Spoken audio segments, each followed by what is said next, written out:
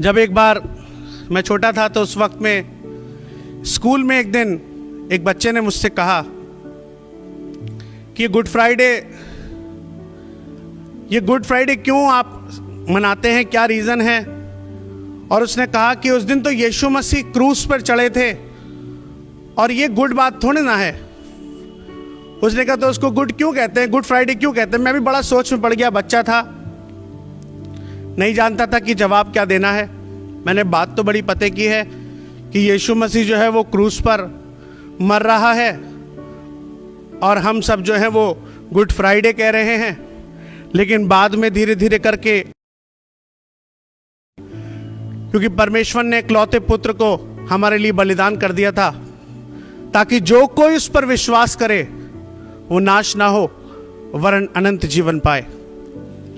और अनंत जीवन की प्राप्ति के लिए जो एक बहुत बड़ा बलिदान परमेश्वर ने अपने इकलौते पुत्र के रूप में दिया, ये समय जब मैं और आप गुड फ्राइडे पर प्रचार करते हैं और लोग सुनते हैं, बड़ा अहम पल होता है।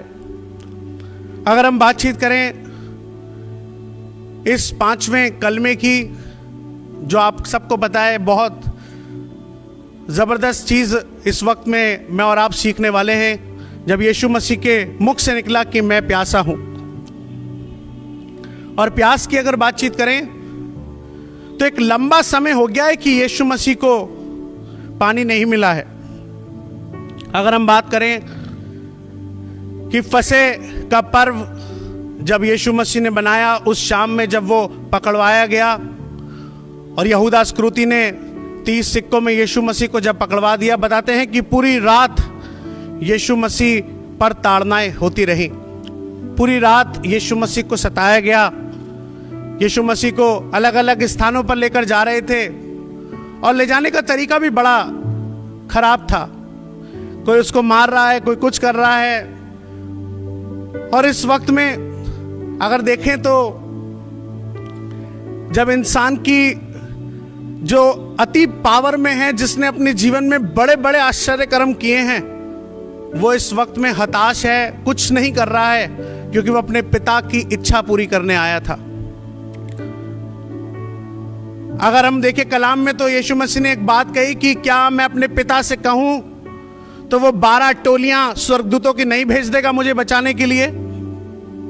वास्तविकता यह है कि जब परमेश्वर अपने लोगों को बचाने के लिए सब कुछ कर सकता है, तो क्या अपने इकलौते पुत्र को बचाने के लिए टोलियां नहीं भेज सकता था?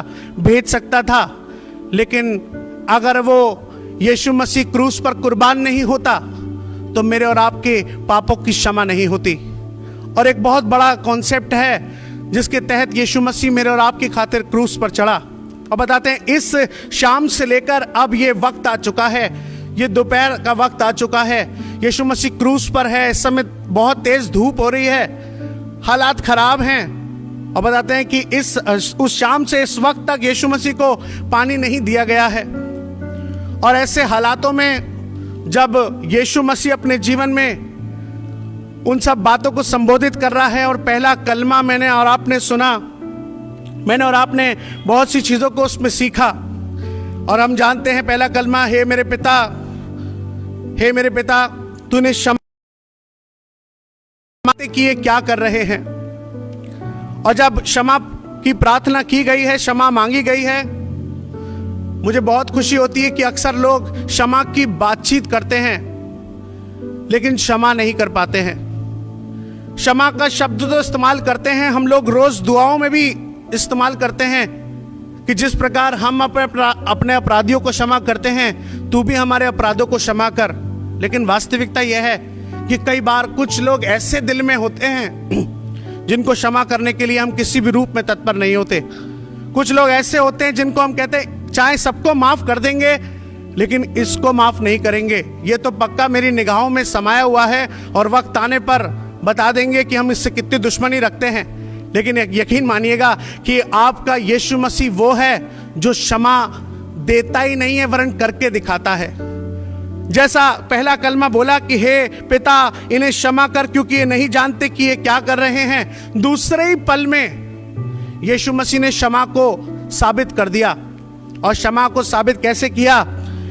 जैसे ही डाकुओं में से 2 डाकू जब उसके इर्द गिर्द लटकाए गए थे और पहला डाकू कहता है, अरे खुद भी बच और हमको भी बचा, और बहुत सी बातों को कह रहा था, अरे जब तूने इतने बड़े बड़े काम किए, तूने आश्चर्य कर्म किए, तो इस वक्त में खुद को क्यों नहीं बचा रहा है?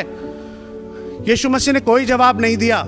यीशु मसीह इस वक्त में क्रूस पर है। यीशु मसीह जो दूसरा डाकू था उसने आपस में संबोधन शुरू किया और पहले वाले डाकू से कहा कि हम तो अपने गुनाहों की सजा भोग रहे हैं, लेकिन ये निष्कलंक मेमना है, ये निष्कलंक है, इसने कोई गुनाह नहीं किया है, लेकिन उसके बाद भी इसको सजा मिल रही है। और वो एक बात कहता है, यीशु मसीह से कहता है कि जब तू अपने राज्य में आए तो मेरी सुधि लेना। और यीशु मसीह ने ये नहीं कहा कि नहीं 40 दिन बाद जब मैं पवित्र आत्मा के रूप में लोगों पर जाहिर होऊंगा, अपने चेलों पर जाहिर होऊंगा, या भी कुछ दिनों बाद ऐसा होगा। यीशु मसीह ने कुछ नहीं कहा। यीशु मसीह ने इमीडिएट एक बात कही, तू आज ही मेरे साथ फिरदौस में होगा। यानी कि क्षमा की बात पहले कलमे में करी और दूसरे कलमे में क्षमा करके दिखा दिया, क्योंकि खुदा का बेटा वो है जो क्षमा देने वाला परमेश्वर है, जो क्षमा मेरे और आपके जीवन में, मेरे और आपके लिए पूरी करने वाला परमेश्वर है। और बताते हैं कि उसने दूसरे कलमे में क्षमा को पूरा किया, और जब वो क्षमा दे चुका, उस वक्त में उसकी निगाहें अपनों को तलाश रही थी। और जाहिर सी बात है, जब हम दुख में होते हैं, जब हम समस्या में होते हैं, परेशानियों में होते हैं, तो हमारी आंखें सिर्फ हमारे अपनों की ओर लगी होती हैं कि मेरा अपना कहां पर है। और यीशु मसीह की आंखें अपनी मां की तरफ थी और अपनी मां को देख रहा था कि वो किस कदर टूट टूट के रो रही है, उसका दिल अंदर से कैसा हो रहा है। और लगातार जब यीशु मसीह इन सब बातों को देख रहा है, तो तीसरा कलमा उसके मुख से निकलता है, जो उसकी मां को संबोधित करते हुए था, हे नारी देख, ये तेरा बेटा है।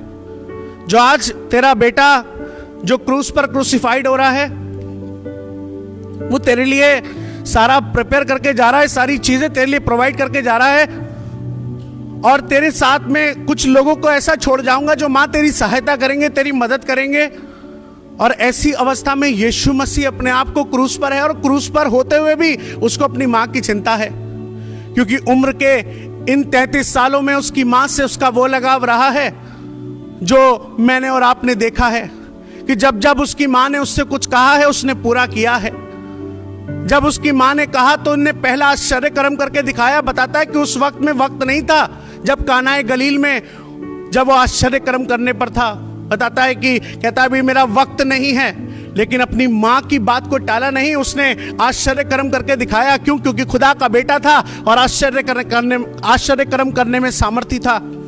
अपनी मां को संबोधित करते हुए उसने जब वो सारी चीजों को, अपनी सारी बातों को अपनी मां के हाथों में दिया, अपनी मां को बताया कि ये तेरा बेटा है और अब से तेरी ये माता है, तो उसकी चिंता करना, इसको कभी भी एहसास मत होने देना, कभी भी कोई ऐसी बात आए, समस्या आए तो उसकी सुधि लेना।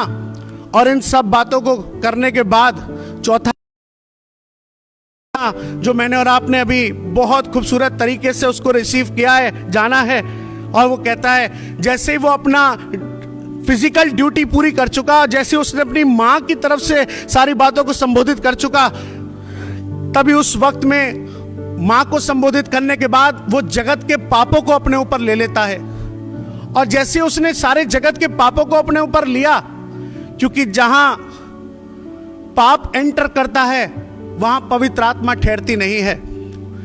जैसे ही उसने सारे जगत के गुनाहों को, सारी चीजों को अपने ऊपर लिया, क्योंकि वो समस्त मानव जाति के लिए, ईसाइयों के लिए नहीं मरा, वरन हर एक उस इंसान के लिए जो उस पर विश्वास करता है, उसके लिए उसने अपने आप को बलिदान किया।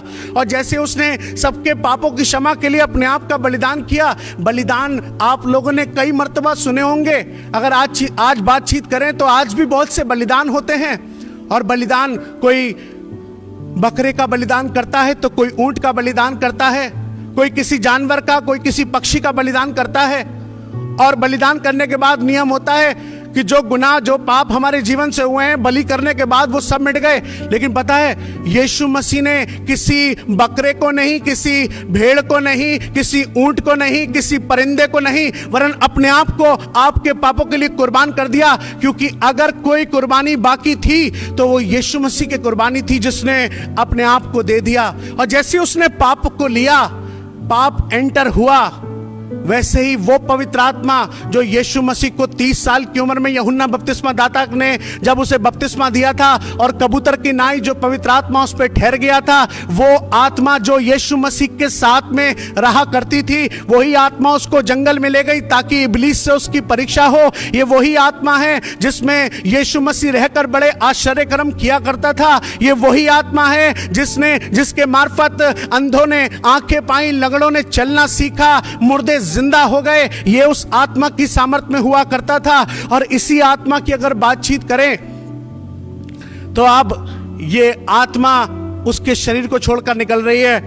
और जो मैंने और आपने देखा कि चौथा कलमा है, जैसे ही पाप एंटर हुआ पवित्र आत्मा निकली, और पवित्र आत्मा निकली, यीशु मसीह को पता लग गया कि मेरे अंदर से पवित्र आत्मा निकली है। और उन्होंने कहा, हे मेरे पिता, तूने मुझे क्यों छोड़ दिया। इस वक्त में ये कंडीशन ऐसी है कि जिसमें यीशु मसीह को अब लग रहा है कि आखिर क्या होगा, क्योंकि वो पवित्र आत्मा की सामर्थ्य में होकर सारे कामों को किया करता था। और इस पवित्र आत्मा की इतनी सामर्थ्य थी कि उस शाम से लेकर इस वक्त तक यीशु मसीह को प्यास तक नहीं लगी थी। लेकिन जैसे ही पवित्र आत्मा रिलीज हुई, यीशु मसीह बोला, मैं प्यासा हूं। आज वो जगत का उद्धारकर्ता आज प्यास में है।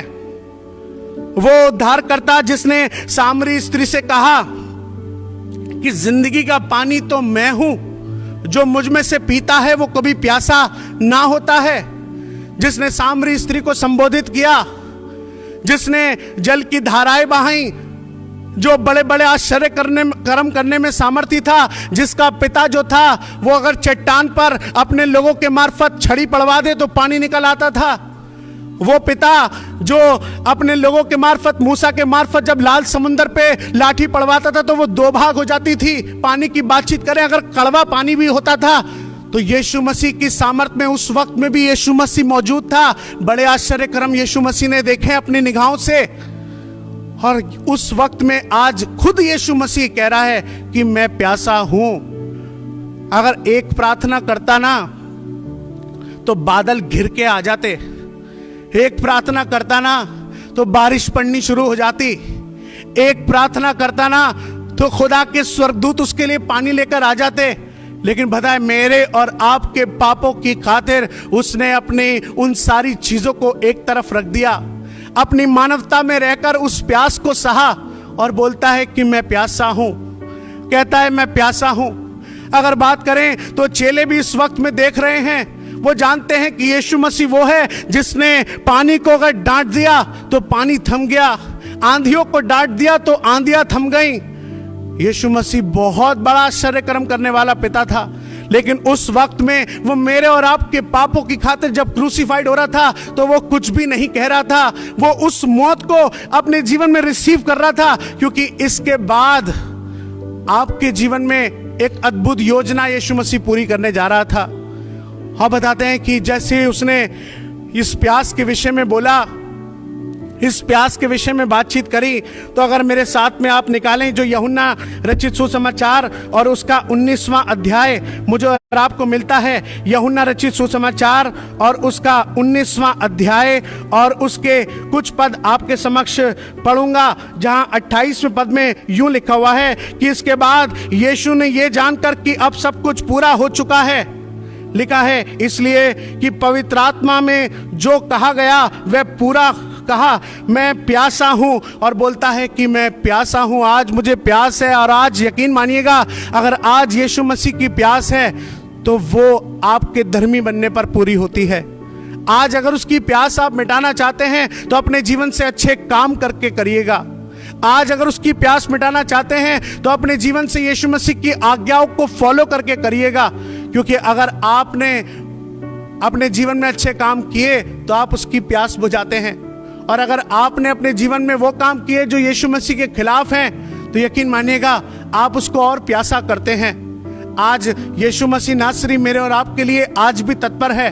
वो आश्चर्य कर्म करने में उस वक्त में भी था, वो आज भी मेरे और आपके मध्य है।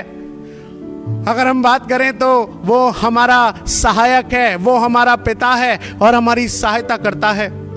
पानी की प्यास मेरे और आपके जीवन में मैं और आप बुझा सकते हैं, पानी खरीद सकते हैं, पी सकते हैं, लेकिन यकीन मानिएगा अगर यीशु मसीह की प्यास बुझाने की बातचीत करें तो वो सिर्फ एक ही बात से बुझती है कि आप आत्मा में मुस्तैद हो जाएं। आप उस धारा से पिएं जो यीशु मसीह की धारा है, जो आपको कभी प्यासा नहीं होने देगी। वो धारा आपके जीवन में आपको बलवंत करेगी, आपके जीवन में आपको बरकत देगी। और अगर हम बात करें इससे अगले कलमे की, तो हम जानते हैं कि उसके बाद उसने एक बात कही कि पूरा हुआ। और पूरा होना, आज इन 6 कलमों को अगर हम 7 कलमों को अलग अलग डिवाइड करते हैं, यूं तो यीशु मसीह ने भी नहीं सोचा होगा कि आने वाले वक्त में ये मनुष्य जो हैं वो इनको अलग अलग विभाजित करके 7 कलमे बना देंगे, क्योंकि यीशु मसीह उस समय पर अपनी आप बीती से गुजर रहा था। यीशु मसीह अपने जीवन में उन चीजों से गुजर रहा था जो उसके जीवन में हुई हैं। और पूरा होने की बात तब हुई जब वो कॉल जो खुदा की ओर से उसके जीवन में ठहरी थी, जिस बचपन से लेकर जवानी तक वो खुदा के नाम में वफादार रहा, जिस यीशु मसीह ने बड़े आश्चर्य कर्मों के साथ अपने जीवन को जिया, आज वो कहता है कि बाप अब पूरा हुआ। मैंने जो तुझसे वादा किया था पिता मैं तेरे लिए बना रहूंगा, वो बात पूरी हुई है। जो तूने मुझसे इस क्रूस की मृत्यु की बात कही थी, आज पिता मैं उसको पूरा करता हूं। और पूरा इसलिए हुआ क्योंकि यीशु मसीह जो था वो अपने पिता के लिए वफादार था। पूरा इसलिए हुआ क्योंकि यीशु मसीह हर पल हर समय अपने पिता से बातचीत किया करता था, पालन किया करता था।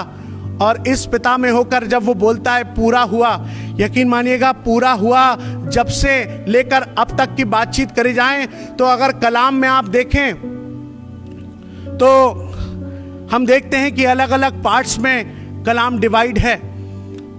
अगर बात करें पहले पुराने इतनामे में तो तोरेत, फिर अगर बीच में आते तो जब्बूर और तीसरा है इंजील। इन 3 किताबों की बातचीत अगर करें तो अब आकर तीसरी बात में इंजील में आकर यह बात पूरा हुआ है। जो पाप उस वक्त में शुरू हुआ, जो आदम और हव्वा के मार्फत इस जहान में आया, उस पाप की माफी के लिए यीशु मसीह को कुर्बान होना पड़ा।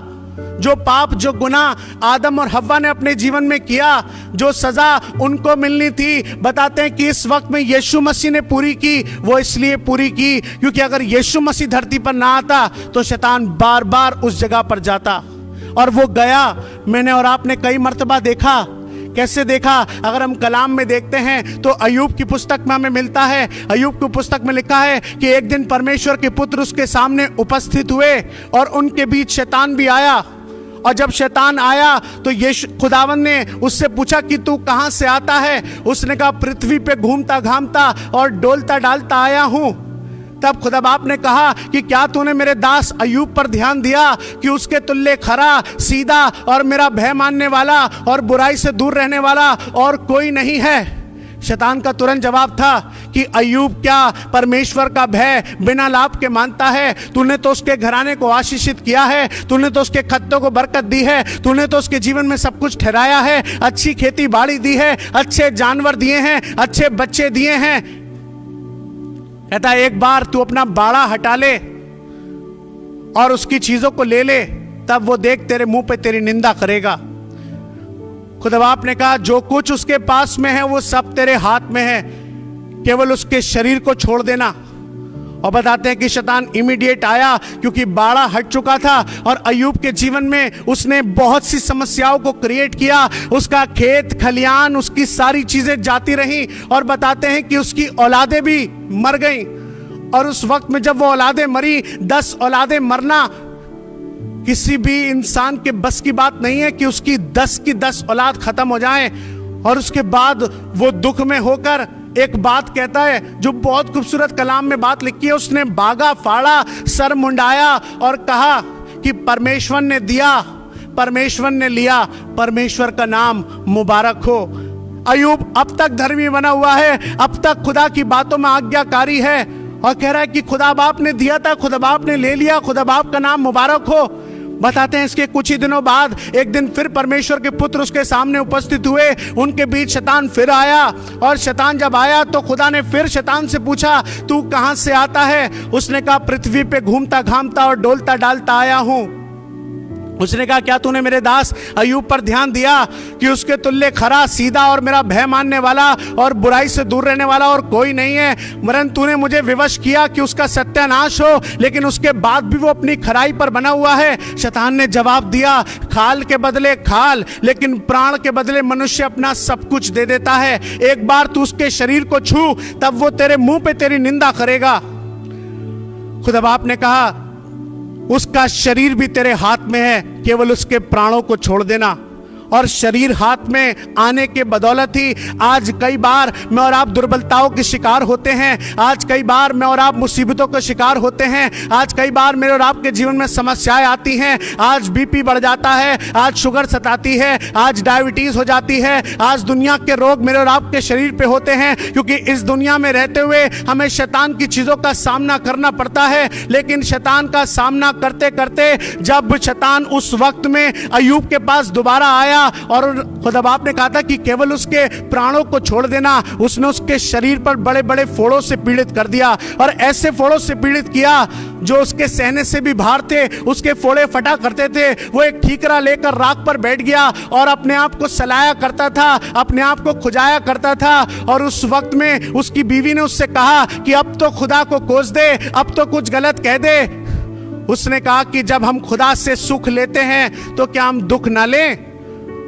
और ऐसी अवस्था में भी पता है वो खुदा बाप के लिए वफादार बना रहा। खुदा बाप की उस अय्यूब की वफादारी के कारण खुदा बाप ने आने वाले वक्त में उसके जीवन में उसको बरकत दी, आशीषित किया। लेकिन शैतान का जाना तभी रुक सकता था जब यीशु मसीह इस पृथ्वी पर आ जाए। और यीशु मसीह इसलिए आया कि लोग जीवन पाएं और बहुतायत का जीवन पाएं, क्योंकि हर बात की एक कीमत होती है और उस कीमत को चुकाने के लिए यीशु मसीह इस धरती पर आया। क्योंकि खुदा बाप को मालूम था कि अगर शैतान का कोई सामना कर सकता है तो मेरा अस्तित्व कर सकता है। इसलिए उसने अपने इकलौते पुत्र को मेरे और आपके लिए भेज दिया, ताकि जो कोई उस पर विश्वास करे वो नाश ना हो वरन अनंत जीवन पाए। और यीशु मसीह जब आया, यीशु मसीह ने 40 दिन के उपवास रखे और 40 दिनों के उपवास के बाद जब परीक्षा आई, पहली परीक्षा आपको बेहतर पता है, कह दे कि इन पत्थरों से की रोटी बन जाएं। यीशु मसीह ने कहा, कलाम पढ़ा हुआ था, कलाम की बातों को जानता था कि मनुष्य केवल रोटी से नहीं वरन परमेश्वर के मुख से निकले हर एक वचन से जीवित रहेगा। दूसरी जब जो परीक्षा आई उसमें वो चट्टान पर ले जाता है और सारा राज्य और वैभव दिखाता है। और सारा राज्य वैभव दिखाने के बाद एक बात कहता है, अगर तू मुझे झुककर दंडवत कर दे तो ये सब कुछ मैं तुझको दे दूंगा, क्योंकि मुझे सौंपा गया है। शैतान इस बात को कह रहा है कि मुझे सौंपा गया है और जिसे चाहता हूं उसको दे देता हूं। पता है आज बहुत सी चीजें जो हैं वो उसके पास में है, उसके हाथ में है। आज बहुत सी चीजों का मालिक वो बना हुआ है, क्योंकि इस पृथ्वी पर जब वो गिराया गया था 30% सेना के साथ, तो उसको इस पृथ्वी का राज्य मिला। और इस राज्य में वो कई बार मेरे और आपके जीवन में सताव लाता है, लेकिन अगर पापों से मुक्ति कोई दिलाने वाला था तो वो यीशु मसीह था जो इस पृथ्वी पर आ चुका था। और यीशु मसीह ने उन सब बातों को अपने जीवन में पूरा किया। और जब उसने क्रूस की मृत्यु को सहा और उस वक्त में जब कहा कि पूरा हुआ, उस वक्त में शैतान की विसात ऊपर जाने की खत्म हो गई। वो आज भी पृथ्वी पर रहता है, आज भी सताने का कार्य करता है, लेकिन यकीन मानिएगा यीशु मसीह ने एक बात और कही कि मैं जाता हूं और तुम्हारे लिए जगह तैयार करता हूं कि जहां मैं रहूं वहां तुम भी रहने पाओ। तो अब जब पूरा हो चुका है, यीशु मसीह ने सब कुछ कर दिया है, तो बस एक काम करिएगा, विश्वास में बने रहिएगा, क्योंकि यीशु मसीह पर विश्वास करने वाले ही उस जगह पर जाएंगे। तभी प्यास बुझेगी, तभी सब कुछ पूरा होगा। खुदा आप सबको बरकत दे, आशीषित करे। आइए अपनी आंखों को बंद करें और दुआ मांगे। सर्वशक्तिमान जिंदा आसमानी परमेश्वर, हम आपको धन्यवाद देते हैं इस वक्त के लिए जो आपने हमारी जिंदगी में हमें दिया।